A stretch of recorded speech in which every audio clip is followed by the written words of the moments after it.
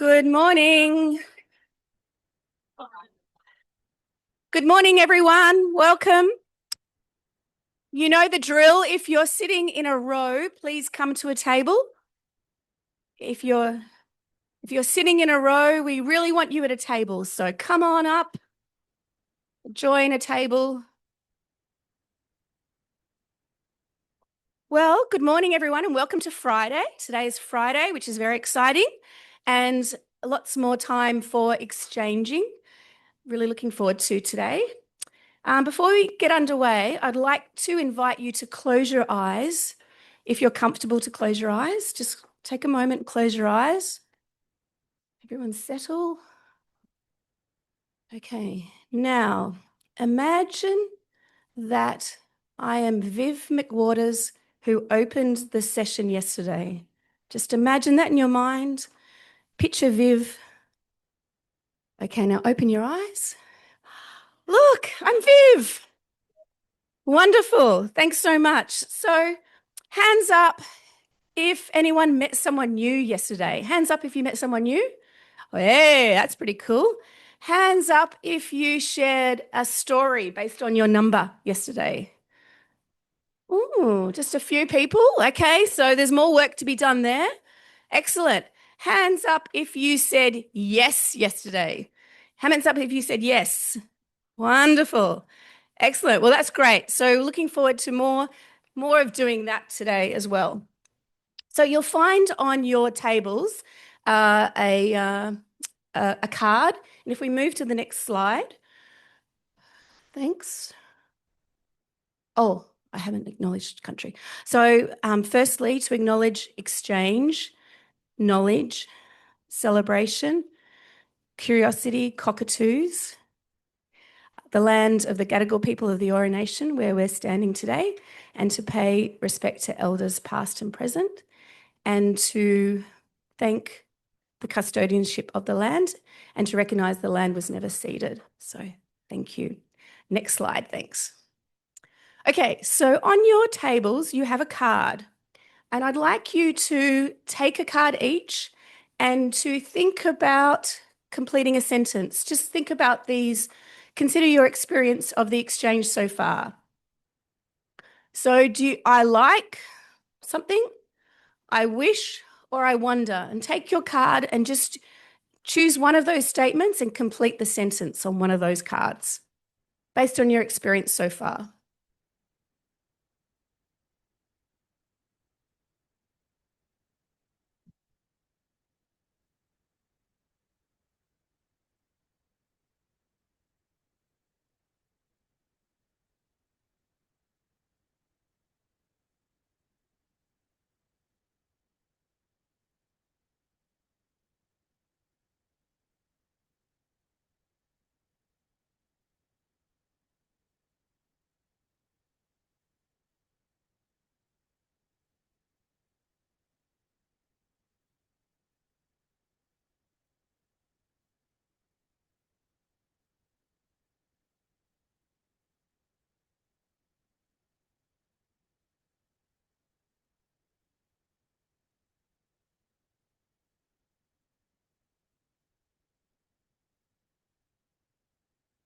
Once you've completed your card, put it face down. And what you're going to do as a group is shuffle those cards around and pick another card. And as a group, you're just going to read out the card that you've chosen and just read that statement and share with each other what you like, wish, and wonder.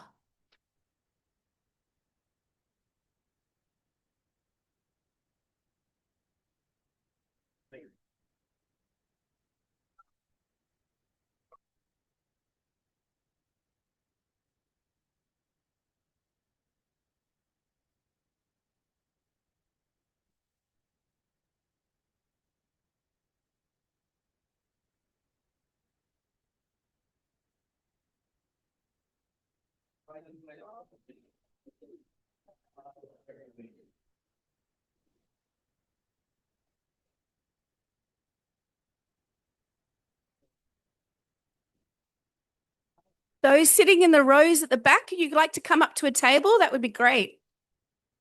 Come on up to a table.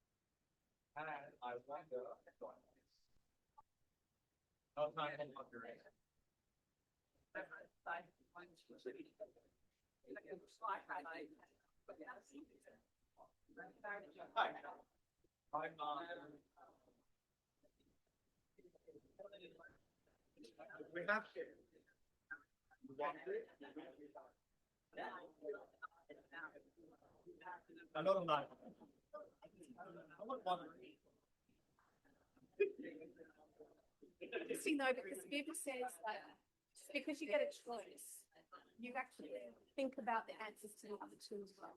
Yeah. By choosing one, you're actually thinking about.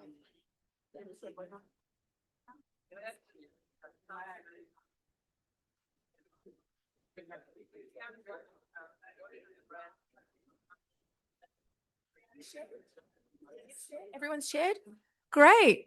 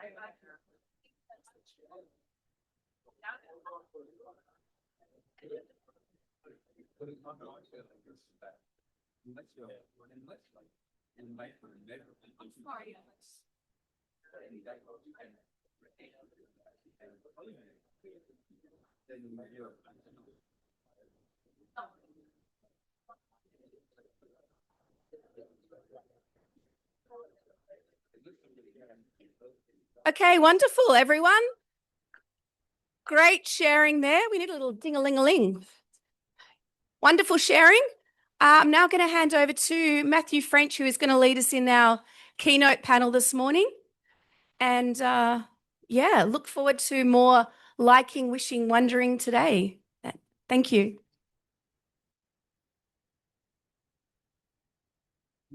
Wherever you'd like. Maybe you can sit in the middle.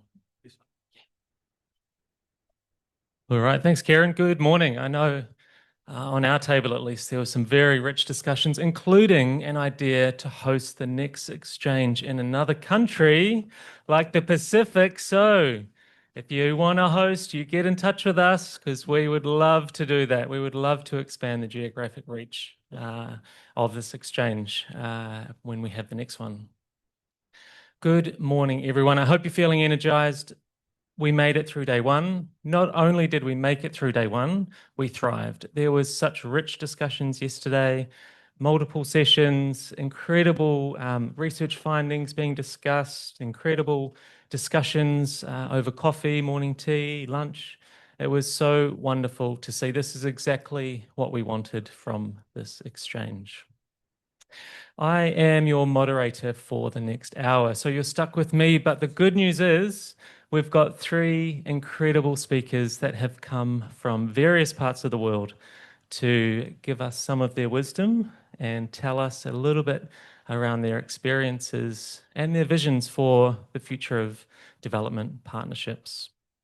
Obviously, as Karen said, as well, we're meeting on the Gadigal people's lands, the unceded lands of the Ora Nation. I also pay my respects to elders past and present and extend those respects to Indigenous and First Nations colleagues and Aboriginal colleagues in the room today. And of course, those online as well. We've got a good contingent online, this being a hybrid conference. So what's the plan? What are we going to do for the next hour? Well, strap yourself in because it's going to be a bit of a ride. We've got a session on transforming development partnerships. And in some ways, partnerships are the epicenter of how we might transform our international development practice. Some of the themes we talked about yesterday around decolonizing development, localization, building capacity, not just in low and middle income countries, but also in high income countries like Australia. When we think about sustainability of development interventions, partnerships become one of the epicenters where these theories and where our aspirations can be manifested in real progress.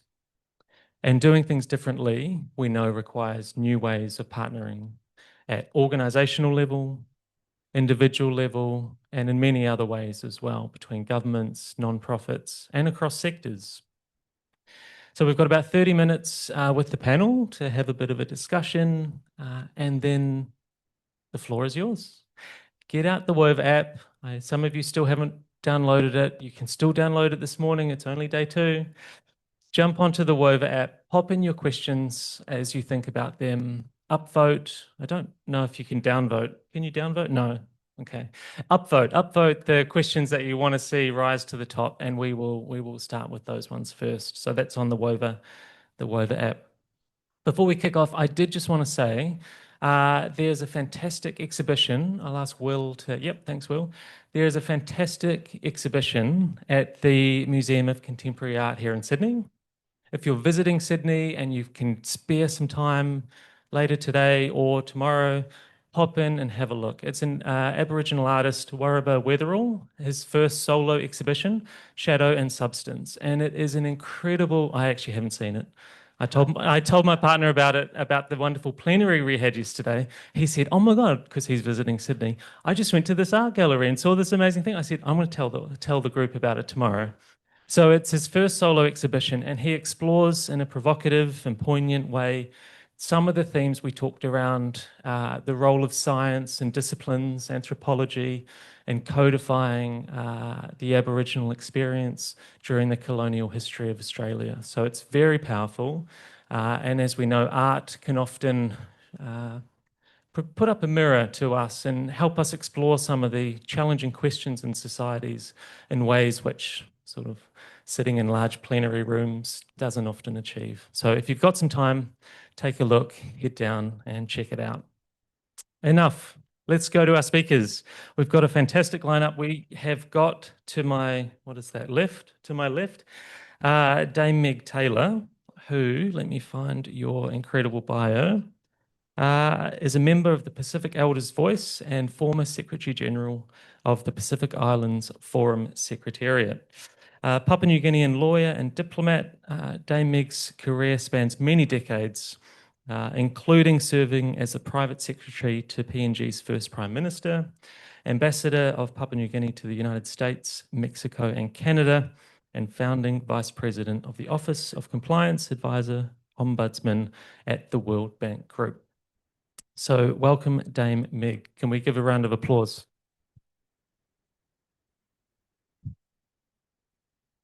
Next, we are very lucky to be joined from Singapore by Dr. Anulak Kitihorn, who's a visiting senior fellow at the Lee Kwong Yu School of Public Policy at the National University of Singapore, and had one of the most toughest jobs as the CEO of the Mekong River Commission.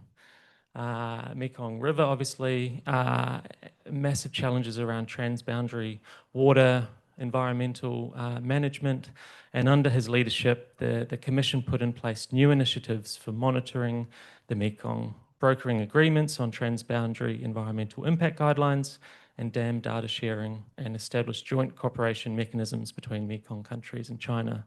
So we look forward to hearing more about that. Welcome. And joining us in person from Jakarta, Indonesia, Afu Fisali Utami is CEO and founder of Think Policy Indonesia, an ecosystem-orientated advisory based in Indonesia. Think Policy supports government reforms through interdisciplinary implementation support, capacity building, and public engagement.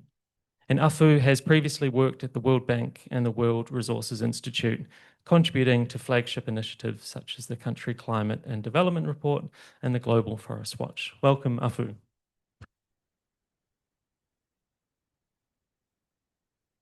So you probably tell that I'm not a very strict moderator at this point. We're going to go off script already. I've briefed the panel, but what's one reflection from yesterday that struck you? One thing that struck you that you might want to bring into this conversation around partnerships? Before we do that, myself and on behalf of all my countrywomen and men who are here, we acknowledge the traditional owners of this land, and we are thankful for their welcome to the Gadigal people. And I want to say Dabo Namona, morning turu, good morning. They're the three official languages of Papua New Guinea, and I hope that our discussions today will be good. So what did I take away from yesterday? Well, it was more energetic than I thought it would be. But I'm not an academic and I'm not a researcher, so I found it quite challenging. There are aspects of the conversation I was quite out of my depth. I am a lawyer, but I'm an administrator. I like to get things done. So listening to presentations where people were putting their theories forward for us to dissect and help them through it was quite challenging. I hope today we can pull that together, in my mind anyway, so that I leave here with something very constructive that I can take home and put towards discussions that I have with officials in Australia.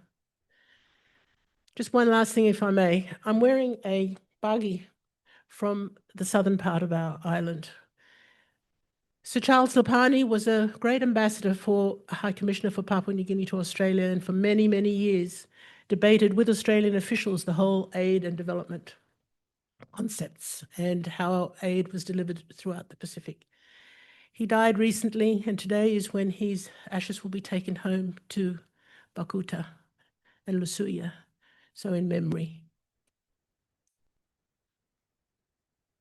Yeah, thank you, Matt. Well, I was shocked yesterday. I've been going to international conferences in 40 countries for 25 years, and it was the first time for me to see somebody rip off a page of a book to get us going. The second shock was we ended up with trying to dismantle the aid system. So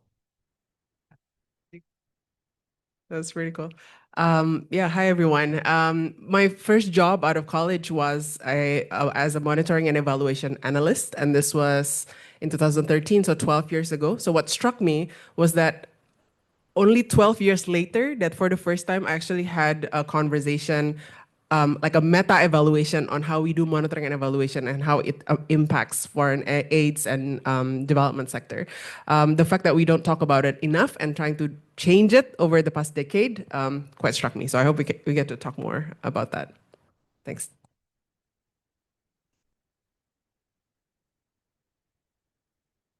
Wonderful. Ripping pages, dismantling the aid system. Let's talk about partnerships. Let's talk about how we work with each other through partnerships. Maybe Anu, I'll start with you. As chair of the Mekong River Commission, just tell us a bit about it. People might not know what the commission was and how it was organised, and your role in the commission. What were you trying to achieve? What was the purpose of that? Yeah, thank you, Matthew. First of all, thank you for inviting me to this conference, especially I think Karen, and sorry about your book, and Liz and Soy, and also warm welcome from Australia and country. So I'm Liu Shen, by the way. I don't want you to get the impression that a Singaporean was running the Mekong River Commission. But maybe 3 points, just a sort of answer to your questions. First, for those who don't know the Mekong, it is really a large transboundary river. And it's very important for the countries of the mainland Southeast Asia, being Laos, Cambodia, Thailand, Vietnam, China, and Myanmar. It's 50% of our fish, 50% of our food, a large percentage of our energy, transport, trade, and a major cradle of our civilization. Going back 2,000 years, which is actually a baby compared to 60,000 years of indigenous Australian culture. But it's very important for us. But despite its importance, as you can see, the Mekong flows from China down to the South China Sea. And you get all these 6 countries having different interests. So if you start from China, big country, big economy, upstream, they develop hydropower mostly for energy. So that has concerns for the countries downstream in terms of flows, in terms of impact, in terms of sediment, etc. And then you go down further, you get Laos, which is landlocked, right? Small country, doesn't have a lot of options for development, but it's blessed with water resources. So it begins to use its water resources for development, hydropower, but it's also very important for agriculture. And then you look west, you have Thailand, right, which is a reasonably mid-sized country, big economy in the region, but it has a very dry northeast, right? And so it wants to use the Mekong to irrigate the northeast. But it also buys electricity from Laos. And it benefits from that electricity, while the dam building from electricity also causes concerns for its people living along the river. So it's very complex, right? Then you go further down, you have Cambodia. Cambodia has the largest fisheries in the world, inland fisheries in the world, right? So, but it also is a developing country, and it's also blessed with water resource, and it wants to develop also hydropower. So at one time, it's concerned with dam building and things, but at another time, it also wants to develop. And then you go further down to the last country, which is Vietnam. Now, Vietnam has the largest delta, right? It wants to grow rice. It is the rice basket of the world. It's 30% of its economy. So it's concerned about what's happening upstream. But at the same time, Vietnam is an early developer. So it has developed its delta for centuries to its benefits, right? But now it's trying to raise concerns about upstream development, and the upstream countries say, well, you develop first, but now let us develop, right? So you can see all the competing interests of these countries. And the model that the Mekong River Commission came in 1995 was to, well, countries need development, but at the same time, we need to also protect the environment. So our model was meeting the needs, keeping the balance. So how do we do this? We do it through sort of 4 ways. First, we develop and implement soft rules, right? So these are not hard code laws, but soft rules, things like procedures on water use, procedures on data sharing, procedures on if you want to build a big dam, you have to consult each other. You have to talk to each other. You don't do it alone, right? And we develop procedures for monitoring, right? So would you do whatever you said that you were going to do, right? So soft rules. Second, in the Mekong, we have something called the Mekong spirit of cooperation. And it's built on the need that you understand each other, development needs, you understand each other's concerns, you try to work it out, right? You put each other in the room and you don't walk out if you can't solve problems. And you try to deal with each other, right? So this is sort of the spirit of cooperation. Third, I think we built up over time, and I think this is where development partnership really help.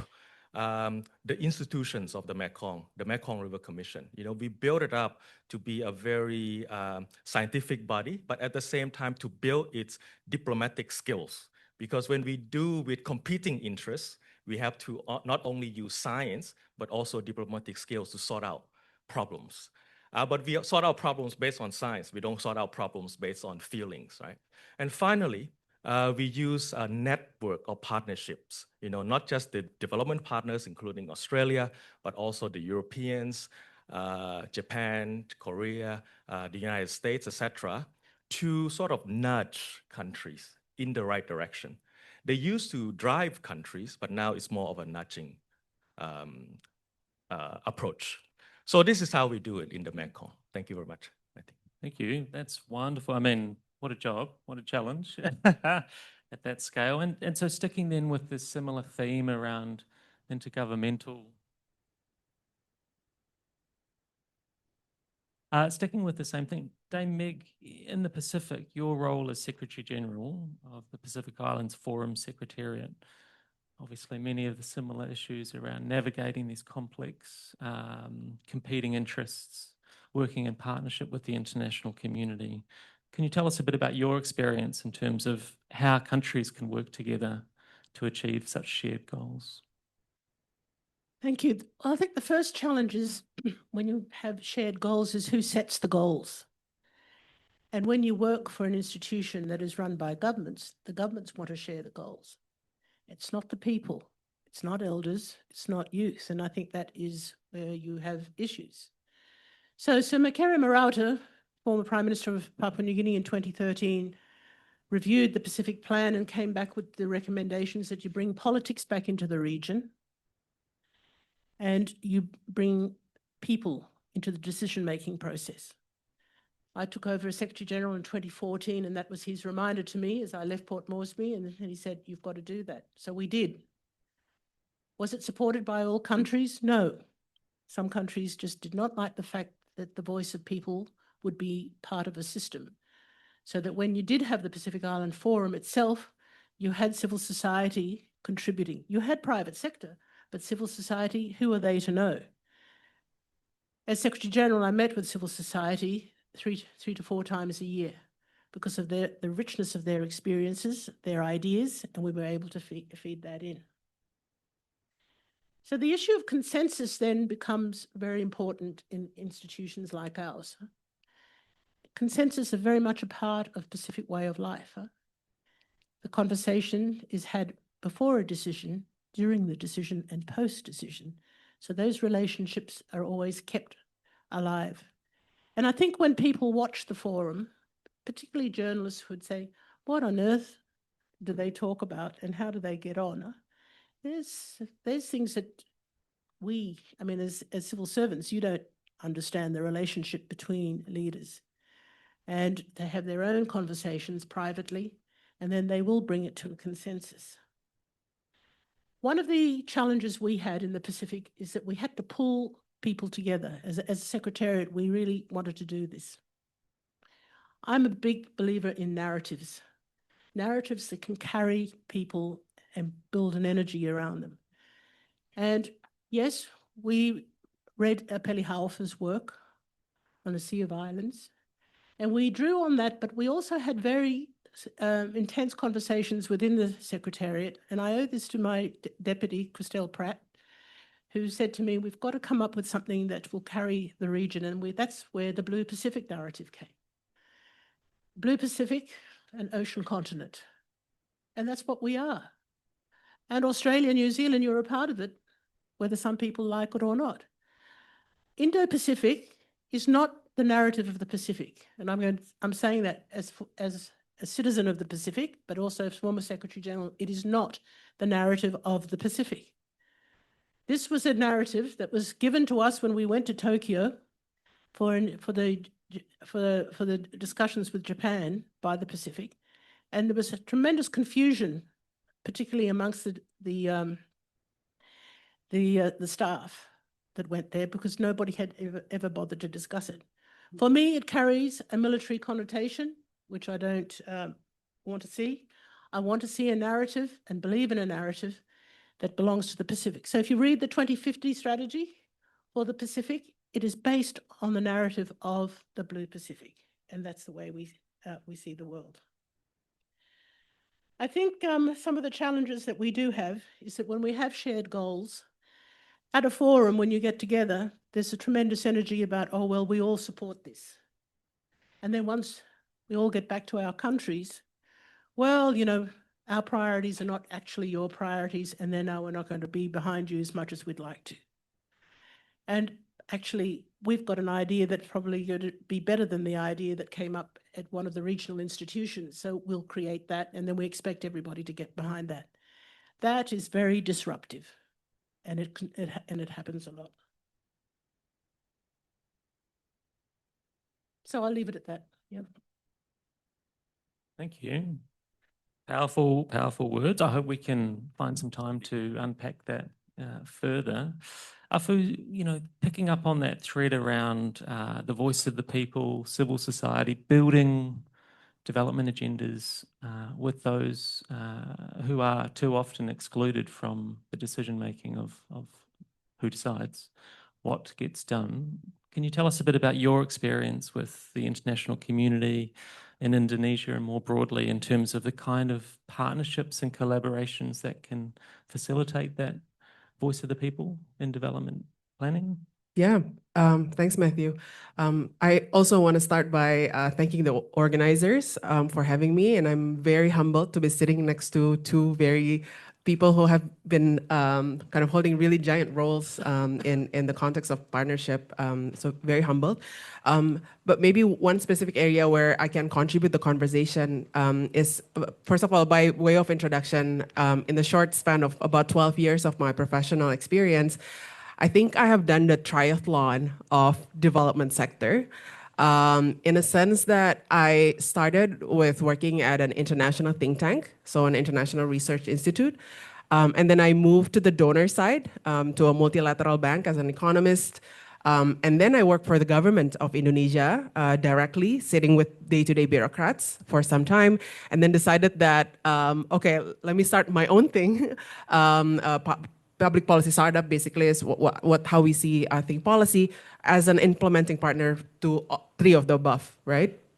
And so this question of what kind of partnership would really work or would really flourish, I like to imagine, for all of us to imagine like a 2x2 matrix. Yeah, we love our 2x2 matrix.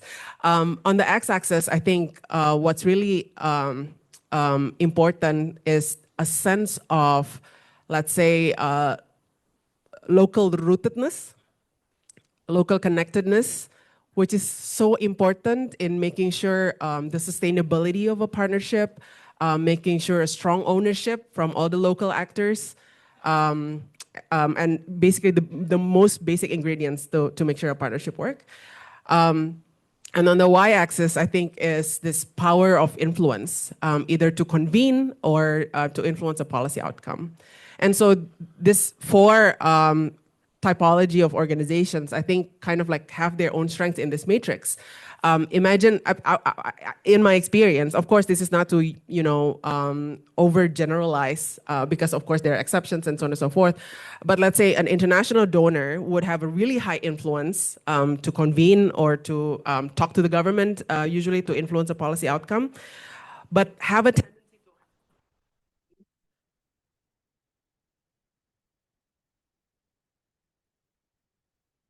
check, okay. But tend to lack the local rootedness and have a tendency to come in parachuting with an international solution with sometimes little respect or capacity for deep listening to the local context. For example, the international think tanks have the international expertise, but unfortunately, I think at that time, what I see is sometimes we have actually limited space to convene. So those expertise sometimes don't transfer or translate into influence. And depending on how much you want to invest in localness, right, sometimes also lack the locality. The government, of course, is where you want to work. I mean, in terms of, influence to convene, actually making things happen, as well as local ownership and rootedness. But at the same time, they lack some of these resources that other partners can bring to the table. And so I think it's important that each of these actors, Matthew, have a sense of what those strengths are and come together with the right kind of mix of humility and confidence, or like humility hubris index of what they can contribute, what they're good at, right? And so to give some like real examples or experience in the past where some of these partnerships have really flourished. First of all, it was actually with an Australian-Indonesian partnership, KSI. So before Koneksi, there was the Knowledge Sector Initiative, and I was hired out of grad school at that time to support the Ministry of Planning of Indonesia in implementing the Indonesia Development Forum. And what really struck me at that time was this really strong co-ownership of the event. There's a really strong sense of co-creation of what this partnership looks like, and you can sense it from from meetings, from who's leading the meeting, from how credit is being distributed, there's that sense of connectedness amongst the people, and honesty in the conversation. So that was quite rare, as I learned later, not necessarily the default in many of the types of partnership between international donors and the government. And I think part of it is also, or the second part is when it doesn't work, is usually when there's this lack of time to do deep listening and local contextualization before the partnership comes in. So I think at this point, the most successful partnerships usually start from that investment at the beginning for local rootedness, either working with really local staff and listening to sometimes. There's an All right. okay. We're losing There you go. fast. Oh, it's back on. Is that time? Like, does that mean that I should stop talking? No. I'll conclude. It's a pure technical error. What's that? Pure technical. Okay. Keep going. Yeah. No, as I was saying, I think the most successful ones are when international think tanks or donors or actually invested significantly at the beginning of the project or partnership to make sure that they have local rootedness. And it doesn't just mean, yeah, okay. Well, it's the same. Oh, yeah. Yeah. And it doesn't just mean hiring local staff. It means respecting local staff to be equals, to listen to their actual inputs. And unfortunately, this has not been necessarily the default everywhere. And then finally, I also want to say that in some of these partnerships, we need to recalibrate our risk appetite for the kind of projects we want to do. I think sometimes there is very little room for innovation and experimentation because of the risk appetite of these players. And we ended up doing the same things in the same way over and over again because simply somebody thinks that we cannot afford the risk. And you will end up working with the same kind of local partners because of this low risk appetite. And trying to have the safe bets instead of trying. So the idea behind, I think, policy, finally to conclude, is that we want to create this new, more agile, organization where we can work with partners who have somewhat higher risk appetite and would like to innovate and believe in local rootedness in trying to influence policy reform. Thank you. Thanks, Alfoon. And I'm glad we fixed the microphones eventually. Dame Meg, turning to you now, when we pick up on some of those themes around what makes a good partner, when you've mentioned it in your previous comments around the Pacific-led development, Pacific-anchored development, we think about Australia's role in the Pacific as a pretty significant bilateral funder and development cooperation partner. Let's be provocative. Often it's criticized, Australia's criticized in the way that it partners in the Pacific, and you've touched on some of that. What do you see as some of the main issues, and are you seeing some pockets of change in terms of good partnerships in the Pacific? Well, I think every Pacific Islander in this room would acknowledge the support of the Australian Navy in particular at times of hurricanes, in times of earthquakes. And we are tremendously grateful for that. No, and I do acknowledge that. And when I saw the ships coming into Suva Harbour after the big cyclone, when I was living there, you know, we were relieved so that people in the outer islands got the support. So it's not all bad. There are times that Australia and New Zealand is those that have the facilities that do support us. But in normal times, I think the attitude is that, Australia in particular, because it's the bigger power in the region, is that its aid program is really shaped around its geopolitical interest.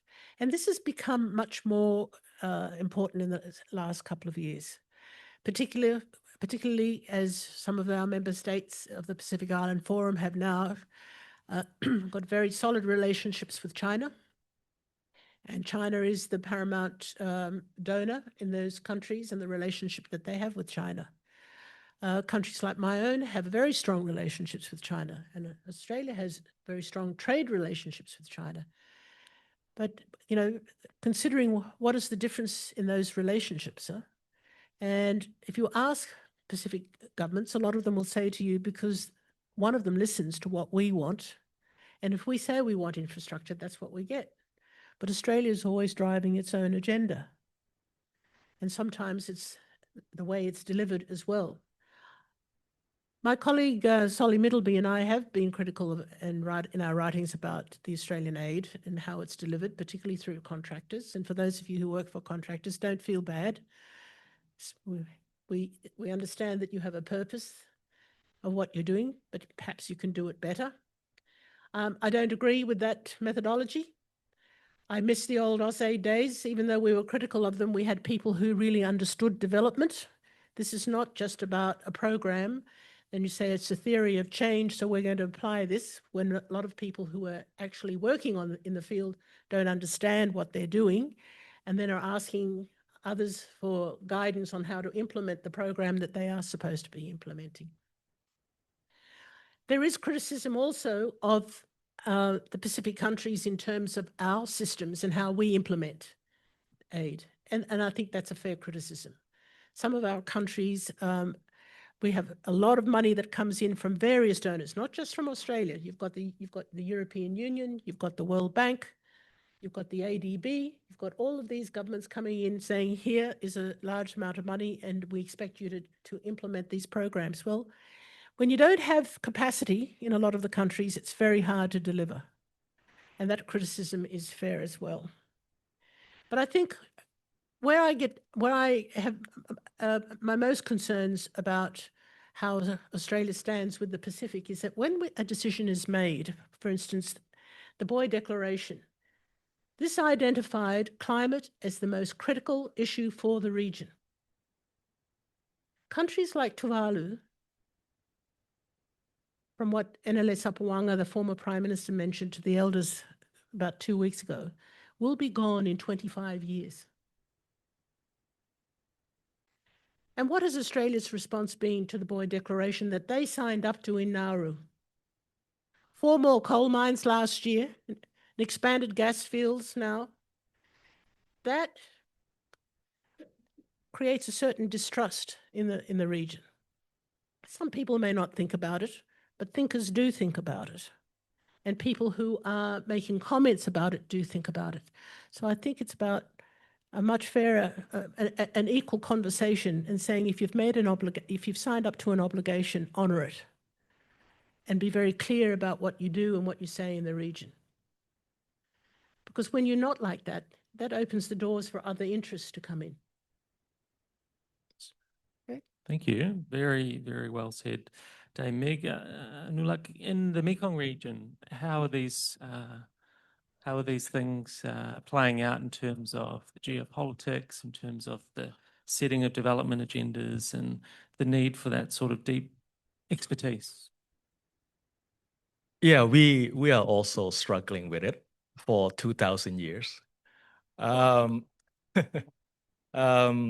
You know, the Mekong, it's not only a large river for ourselves, it's also one of the great rivers of the world, right? So it's top 10 in terms of flow, size, population.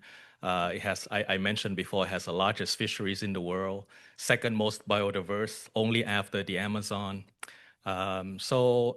Increasingly has become important in terms of not only the economies of the region, but also outside, right? For example, 50% of Australia's rice import comes from the Mekong. Do you know that? So we may be eating Mekong rice in this conference. So it's very important for the world. But because of its importance, it invites these geopolitical competitions and interests from outside, right? You go all the way back recently to colonialism with the British and the French. You know, actually, the French during colonial times, they have engineers trying to build up Mekong institutions for cooperation among the Indo-Chinese states, but at the same time, you have French military trying to fight the Mekong independence movements. So I think you cannot divorce development work with geopolitics, with what's happening in terms of global security. And I think in this conference, we heard a lot about sort of getting local voices, community voices, which is very important. But I think the conversation needs to have. You need to also be aware of militarism. You need to be aware of global security movements and implication. And after the French, we have the Cold War in the Mekong. That's when the Soviets and the Americans went at it. Actually, the Americans' vision for the Mekong was actually good. They wanted American development experts. They wanted to develop the Mekong from a basin-wide point of view, and they worked through the UN, they worked through the countries to adopt that vision, and they made many grand plans. But at the same time, American geopolitical strategists were planning how to, further divide these countries along Cold War lines, and then that resulted in wars and conflicts, and we never implemented the development plans that the development expert, nicely put in place. And then when the Mekong River Commission came in 1995, the US, because it won the Cold War, was sort of a bit arrogant and then, sort of left the Mekong and then left a very big power vacuum in Southeast Asia, in the Mekong, to be filled by other donors, right? Especially the little countries from Europe. So the little countries from Europe, then I wouldn't name names, had an agenda in the Mekong, which was that, okay, this is one of the great main rivers on earth that was not dammed yet. So let's keep dams off the Mekong. That was their agenda. And they built up institutions, policies, guidelines that we had today. Not for all bad, actually, but at that time, it was to keep dams off agenda. But it didn't happen because geopolitics, again, China started to develop. And then they led the way. And the countries wanted development. They said, if you ask Laos, we have nothing else. If you want us to trade our way out of poverty, we cannot, right? Because we're landlocked. We want to develop. So please help us develop. And then as China developed, the United States then, got a bit nervous. And then they came back a little bit, You have Obama pivoting to Asia, right? You have even Australia told Australia, please get your act together and help us in the Mekong, And that's why you have Paul Keating pivot to Asia as well, right? And that was the story.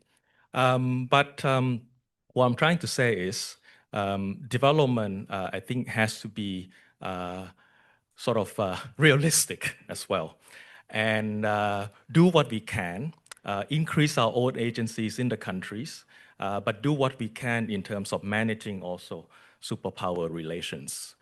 And in the Mekong River Commission, when I was there for 13 years, we tried to do this. We not only increase the cooperation among the member countries, but also with China. And we do it in a soft approach because you have no choice. The Chinese don't like hard approach. And we also try to increase cooperation with the US and Australia. And Australian, I think, has been quite good in the Mekong. Like I said, in the Cold War, it was America's lieutenant, and then it tried to sort of have a sort of a maybe distinctive policy a little bit after the Cold War. But I think increasingly as Australia engages ASEAN, as it engages China, as it realized that its destiny is in Asia, not Europe or the West, right? I think it has behaved. And because I think the ASEAN countries are strong as well, that also the conversations about development, about national interests, about regional interests, also helps when we talk about development projects. And I think Australia listens. And my experience with Australia in the Mekong is that it has always, I think, realized that countries' needs first. We want to help. We can stay at the back. We don't have to put the kangaroo logo everywhere, you know. And this is helpful because some European donors don't do this, okay? And so you really want to help the countries. You put your logo at the back, okay?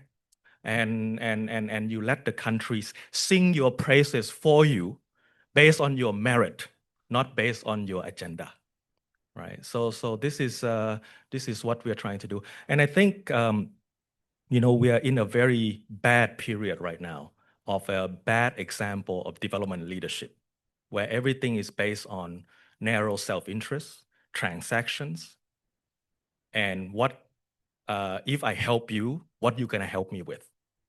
So this is a no way to go. And I think countries in the region, donors in the region should speak out against this, should keep our development cooperation, build multilateral institutions, ASEAN, Mekong River Commission, Pacific Islands Forum, to champion the voice of the little countries. Thank you. Thank you.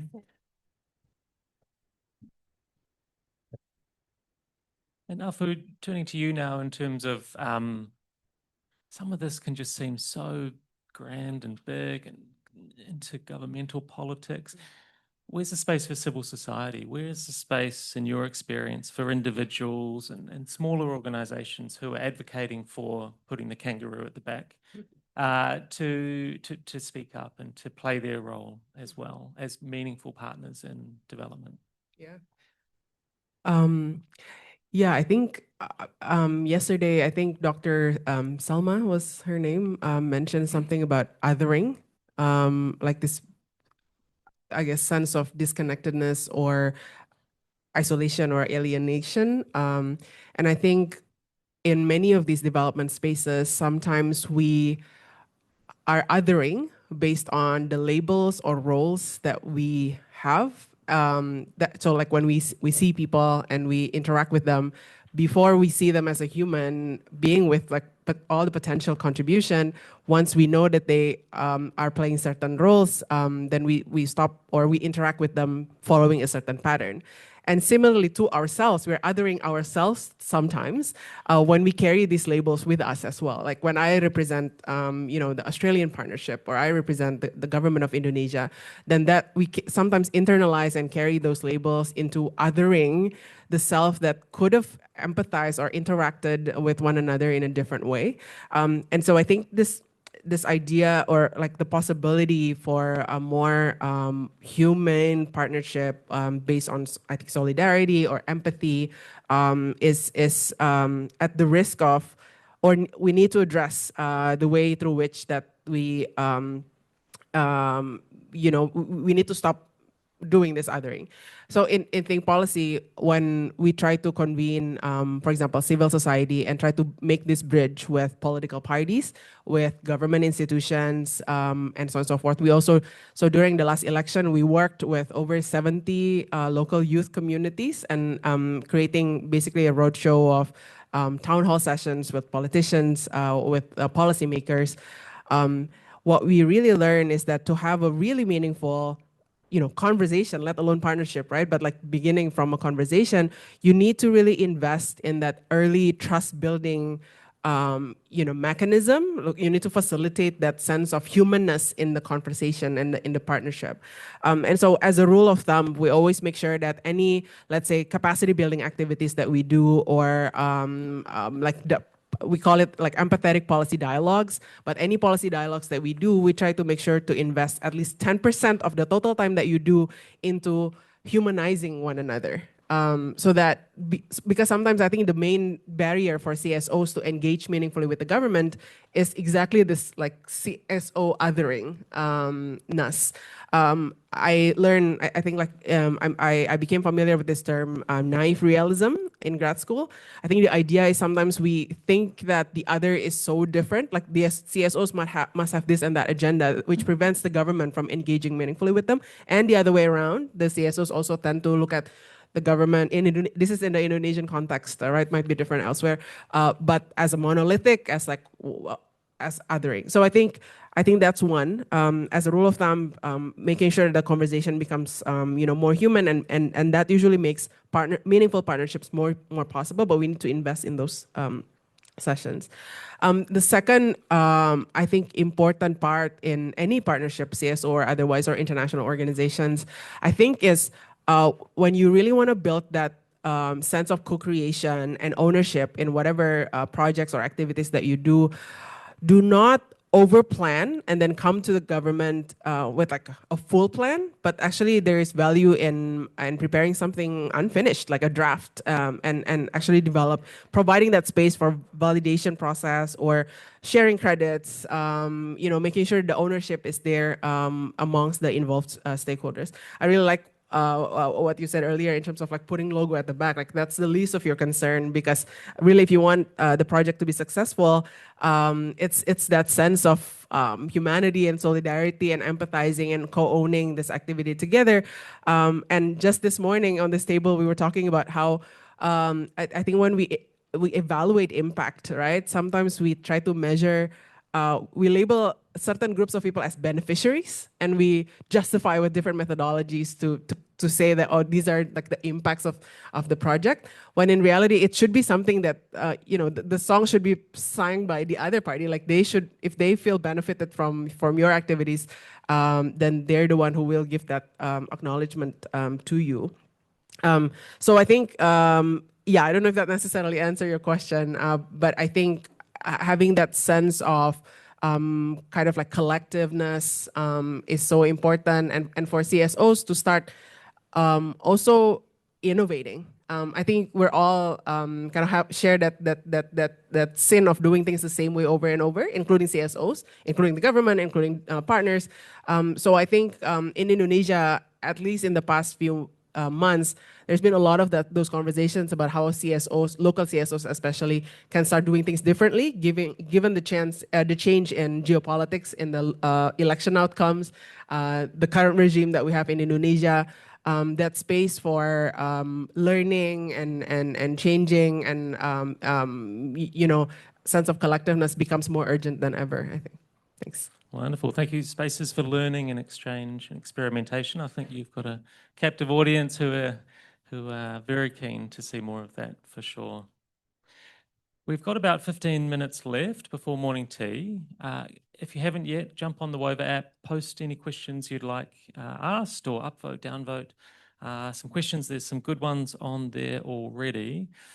Final thoughts from the panel before we go to the audience questions. What's your sort of key takeaway for the group today on being a good development partner?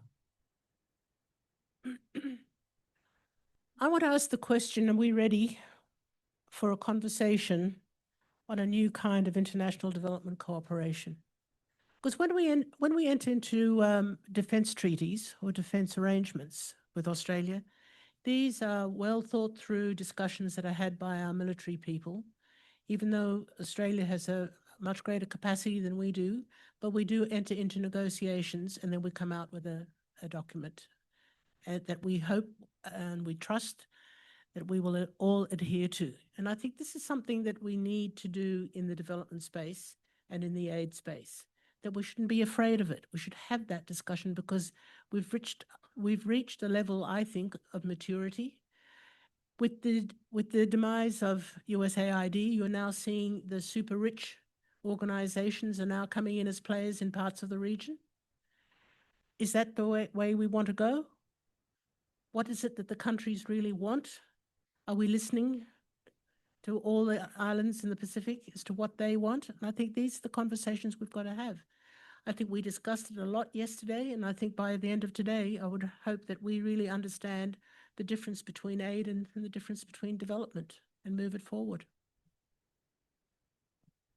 Yeah, I think as recipient countries, we understand that as a donor, as a development partner, you have your interests. You look at the whole security landscape. You look at geopolitics.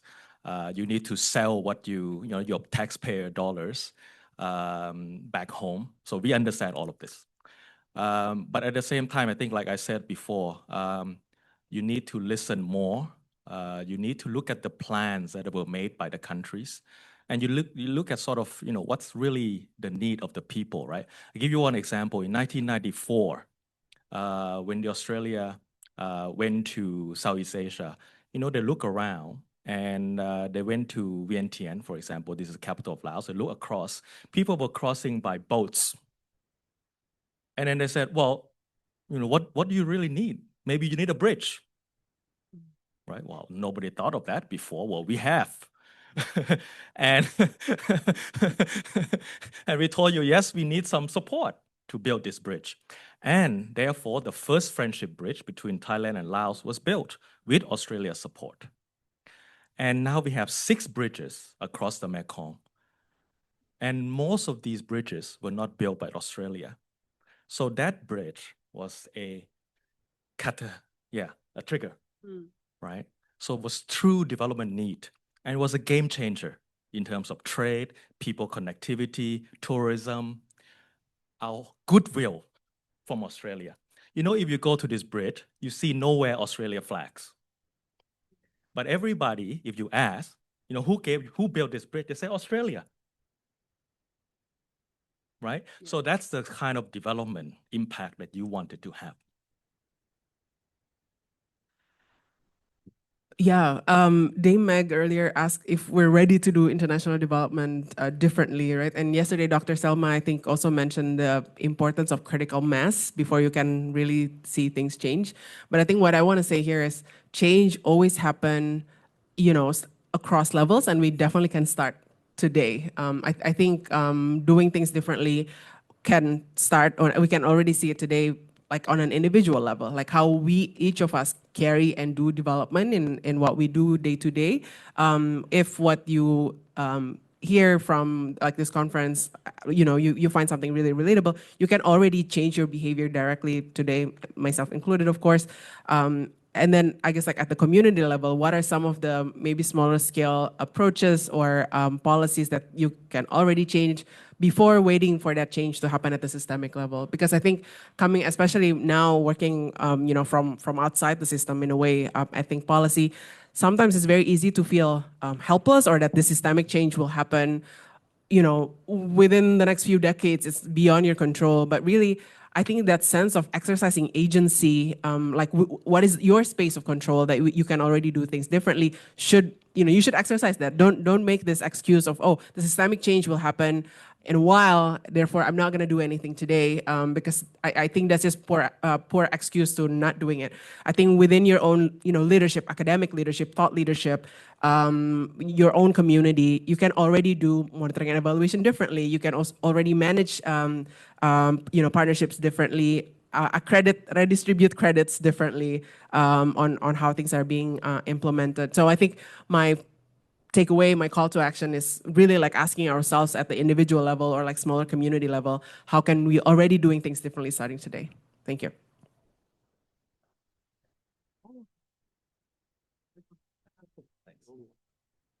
All righty.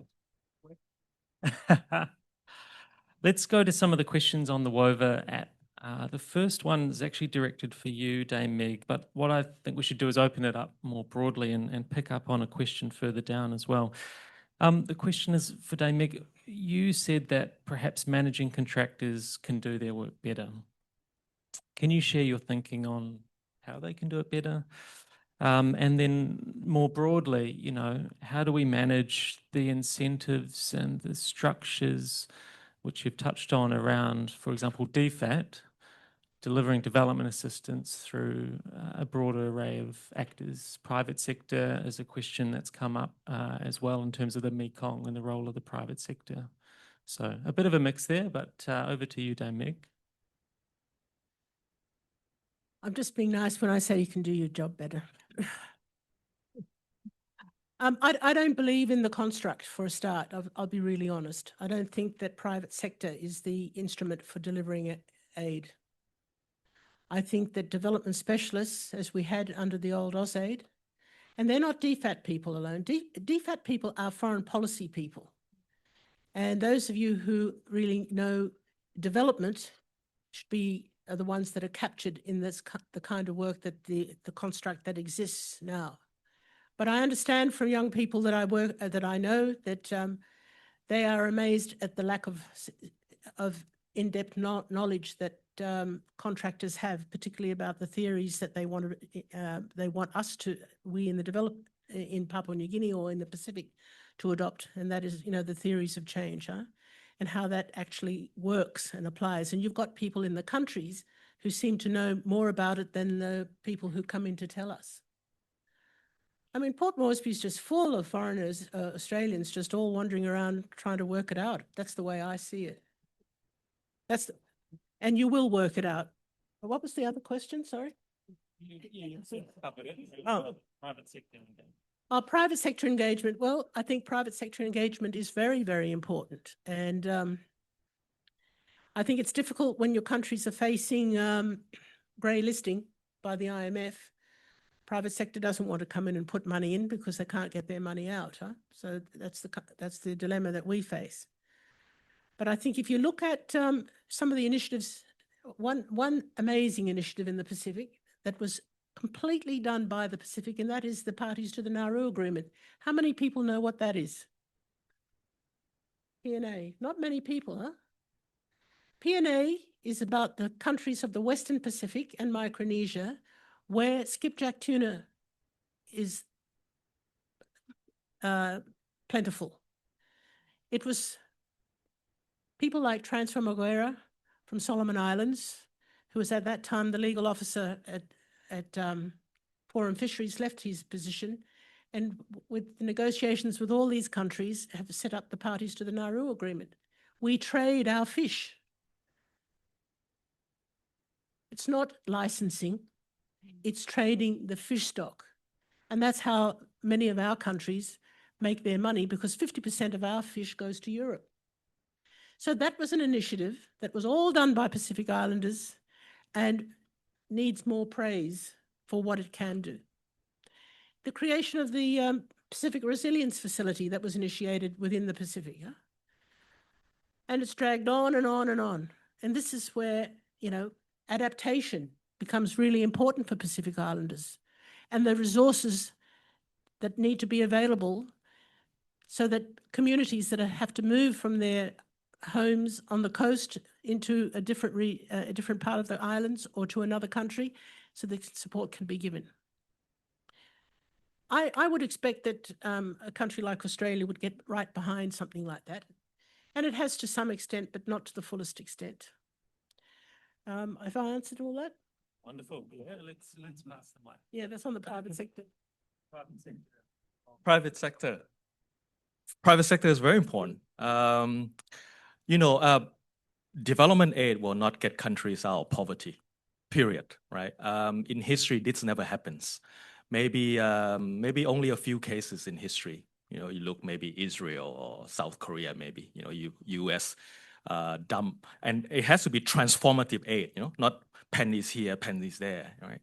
But development cooperation can really support countries, but I think as countries grow to trade, to their own productivity, through their own capacities, the level of playing field will be also level, right? And donors can also not mess with countries that are strong, right? And I think we have seen this in Southeast Asia. I hope that we have to development partnership, including through the private sector, right, will build up these countries by themselves, and then development assistance will be complementary, right? So this is how I think in the history of humankind, this is how it works. And countries that have become rich first, they do through all sorts of means and tricks, right? But I think as development practitioners, as academics who care about development and care about global politics, we need to speak out against all these tricks, right? Including through consultants, which I agree with you, and all of these things. Yeah, I think the wonders of public-private partnerships in the past decade or so has benefited Indonesia and many countries in many different ways. But I think I want to take the awareness to also looking at the private sector, not in a one-dimensional way. Like the next question is, what kind of private sector involvement? What kind of business units are they driven by values, want to contribute to public goods and so on and so forth. And this is especially relevant in the context of Indonesia, where we have this like very few number of large companies Indonesia that could that has the economics of scale to actually contribute to development, and many of the companies in that space is dominated by either state-owned companies, so business of the state, or conglomerates owned private sector, mainly from the extractive industries linked to mining companies, linked to palm oil industries, and so on and so forth, which of course they have. There are ones that try to set their own kind of ESG standards or kind of comply with the global regulations and so on and so forth. But by and large, because Indonesia itself is a big market, sometimes they and many of them are in the government seats as well, and there's like a whole vested interest relationship going on. It's not that simple to answer in the Indonesian context. But I do want to say that there are kind of good guy private sectors that one day, in addition to their own kind of corporate social responsibility, but also like as part of the mission of the company, do want to contribute. In the context of climate change. There has been companies not only with their own commitments but also kind of driving some of these changes, right? So I think that's my small addition to it. Yes, definitely, public-private partnership is needed. There's not enough finances and investment going in without the private sector, but I think we need to be critical in looking at what kind of private sector. Thanks.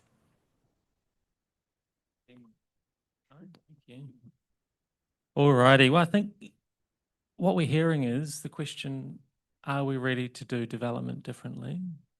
So what's the answer in the room? Yes. Is that all you've got? I didn't hear you. Are we ready to do development differently? Yes, good. All right. Well, that's all we have time for in this session. I hope we've left you wanting more. Obviously, these kind of start of the day plenaries are not about presenting solutions and saying, great, now we've equipped you, we can go off and do it. It's about provoking. So I think that's what we've had this morning. We've had some incredible provocations based not just on people's ideas that they thought of last night, but of decades of experience in many different regions. So can you please join me in thanking our wonderful panel for this morning?